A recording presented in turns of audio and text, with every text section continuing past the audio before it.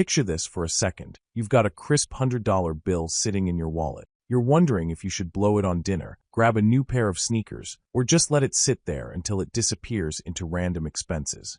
And then the thought hits you, what if I actually invested it? Now, I know what you might be thinking. Investing is for rich people, right? It's for people with thousands of dollars, three-piece suits, and multiple stock charts glowing on giant screens in their home office. But here's the truth, that belief is a myth. You do not need thousands of dollars to get started. You do not need to be a Wall Street wizard. And you definitely do not need to wait until you're ready, because the best time to start investing was yesterday. The second best time is today. That first $100 might not make you rich overnight, but it can be the spark that changes your financial life. It's not about the amount, it's about the action. That money is the beginning of a habit, and habits are what build wealth over time. So in this video, I'm going to show you exactly how to take that $100 and invest it in a way that's simple, smart, and sets you up for success.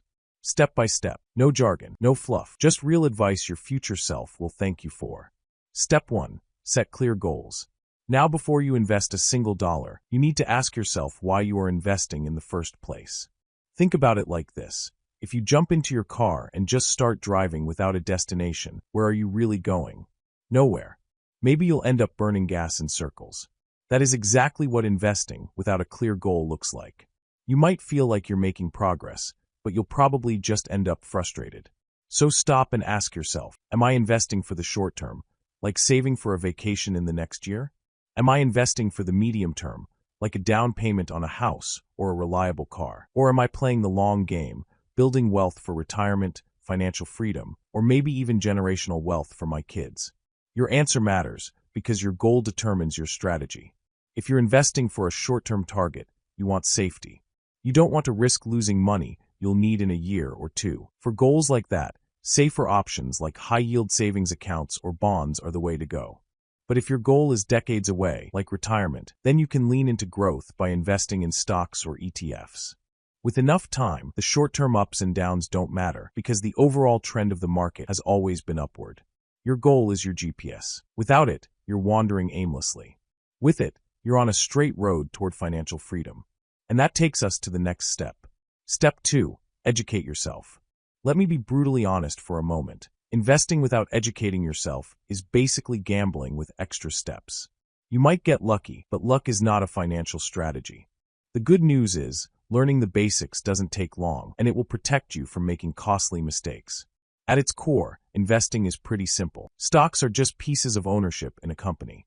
If the company grows, the stock usually goes up in value. If it struggles, the stock can drop. Bonds are basically loans you give to a company or the government. They're safer than stocks but don't grow as fast. Then there are mutual funds, which are bundles of stocks and bonds managed by professionals, though they often come with higher fees.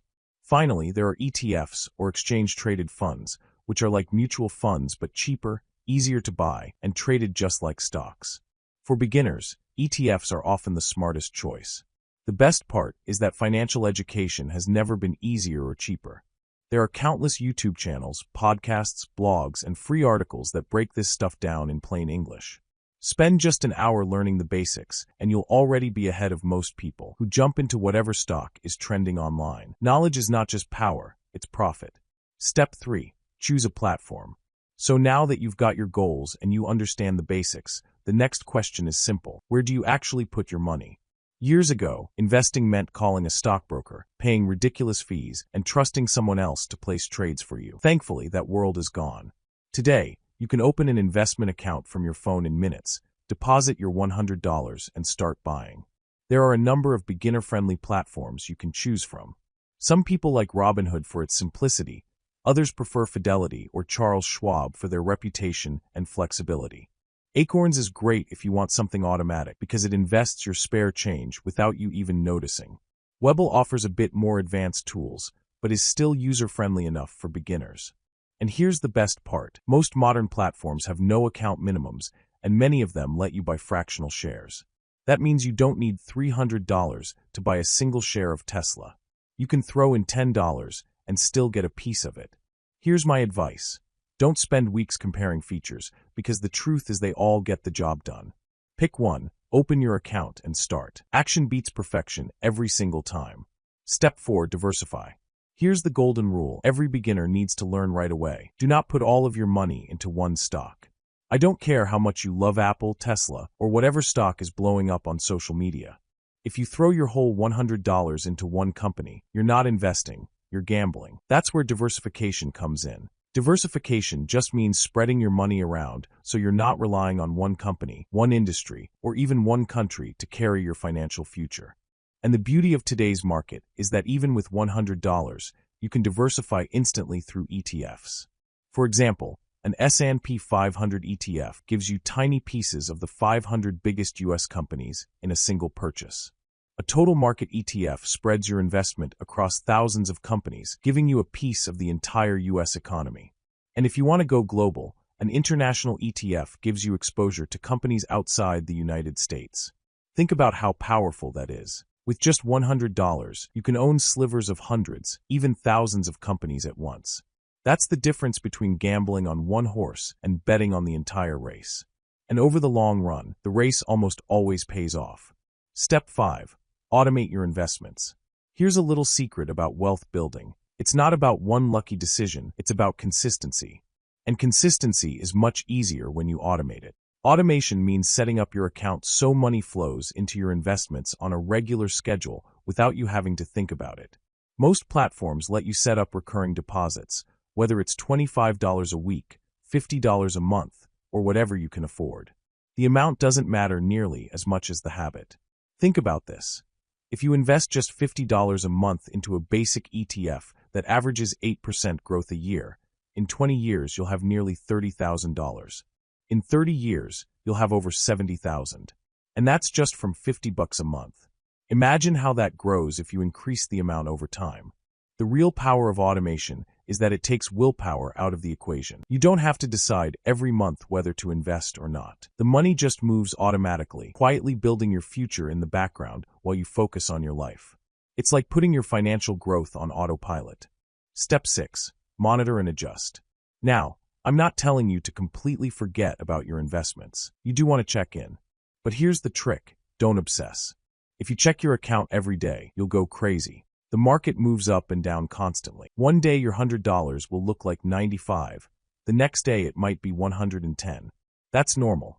Think of it like planting a tree. You don't dig it up every morning to check if the roots are growing. You water it, you give it sunlight, and you wait. Your investments are the same. Give them time. Let them grow. But every so often, check in with yourself. Has your income changed? Can you increase your monthly investment? Have your goals shifted? Do you need to adjust your portfolio to match your new priorities? The important thing is to make calm, thoughtful adjustments without panicking. Remember, the most successful investors are not the ones who chase every trend. They're the ones who stay in the game the longest.